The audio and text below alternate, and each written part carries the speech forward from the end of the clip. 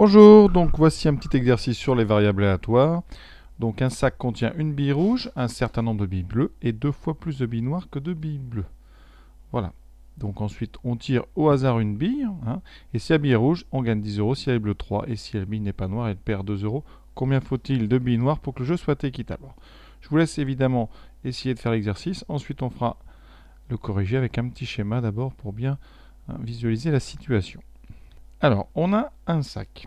Donc dedans, on met une bille rouge. Ensuite, un certain nombre de billes bleues. Alors là, il va falloir prendre une variable. Donc on va mettre n billes bleues. Et ensuite, eh bien, on a 2 fois plus de noir que de bleu. Donc on aura 2 fois n billes noires. Évidemment, n est un entier naturel. Voilà. Alors c'est un exercice au niveau de probabilité qui est assez simple. On peut évidemment calculer tout de suite la probabilité d'avoir pioché une bille rouge. Donc, probabilité de rouge, eh bien, il faut donc le nombre de rouges contenu dans le sac, voilà, divisé par le nombre de billes au total. Alors, combien il y a de billes au total? Donc, total, donc c'est 1 plus n plus 2n.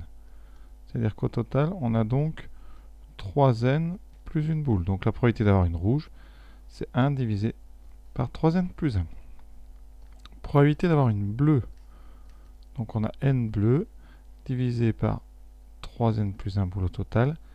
Il nous reste ensuite à faire probabilité d'avoir une noire, donc 2n sur 3n plus 1.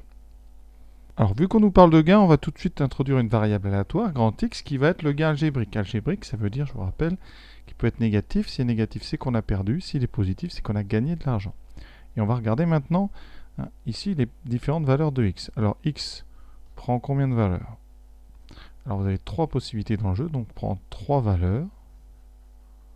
Toujours voir un petit peu dans quel domaine évolue X et si. Alors, donc si on a une rouge, on gagne 10, donc on aura plus 10. Alors je mets le plus pour insister sur l'idée du gain.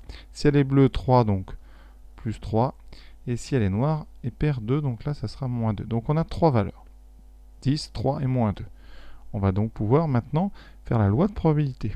Alors elle est assez simple, donc on peut tout de suite faire le tableau habituel.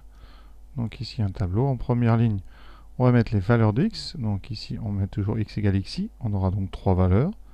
Moins 2, 3 et 10. Je mets les valeurs dans l'ordre, par habitude.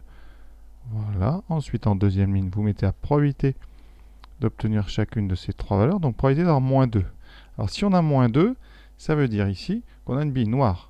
Et noire, on a déjà calculé la probabilité ici. C'est 2n sur 3n plus 1. Donc ici, je vais mettre 2n sur 3n plus 1. Probabilité d'avoir 3. Alors 3, c'est donc qu'on a une boule bleue. Boule bleue, c'est donc ici. J'aurais pu même, à la rigueur ici à côté, écrire que ça, c'est la probabilité que x soit égal à 3. Ici, c'est la probabilité que x soit égal à moins 2. Et pour le dernier, rouge, c'est probabilité que x soit égal à 10. Donc on a qu'à remplir le tableau très vite. Donc là, on a dit, probabilité d'avoir 3, c'est donc n sur 3n plus 1. Et probabilité de rouge, donc que x soit égal à 10, 1 sur 3n plus 1. Première remarque, la somme ici en ligne fait bien 1, donc jusque là on est bon. Et bien qu'est-ce qu'on va faire? Qu'est-ce que ça signifie qu'un jeu est équitable? Alors, pour qu'un jeu soit équitable, ici, il faudra que la moyenne des gains soit nulle. La moyenne des gains, on sait la calculer, c'est l'espérance. Donc on va tout simplement calculer l'espérance mathématique de notre variable aléatoire grand X. On a la loi de probabilité ici, c'est ce tableau-là. On n'a plus qu'à calculer. Et bien donc E de x, alors je vous rappelle la formule, c'est comme une moyenne ici avec coefficient. On aura donc 2n sur 3n plus 1 multiplié par moins 2 plus n sur 3n plus 1 multiplié par 3 plus 1 sur 3n plus 1 multiplié par 10. Alors comme on a déjà tout au même dénominateur, ça va aller très très vite. Donc on aura 1 sur 3n plus 1, je le mets devant. Et ensuite, on aura donc 2 fois moins 2, moins 4n, 3 fois n, 3n, 1 fois 10, 10. Donc E de x, ça sera donc moins 4 plus 3, donc n, moins n plus 10. Donc on a 10 moins n sur 3n plus 1. Et je vous rappelle, on a dit, il faut que l'espérance, il faut qu'elle soit nulle. Donc, eh bien, on en déduit que 10 moins n sur 3n plus 1 doit être égal à 0. C'est une fraction. Elle est nulle si son numérateur est nul.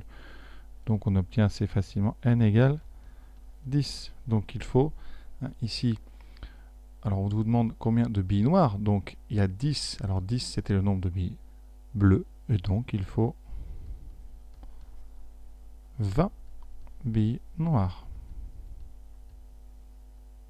Voilà, l'exercice est terminé. J'espère que ça vous a plu. À bientôt.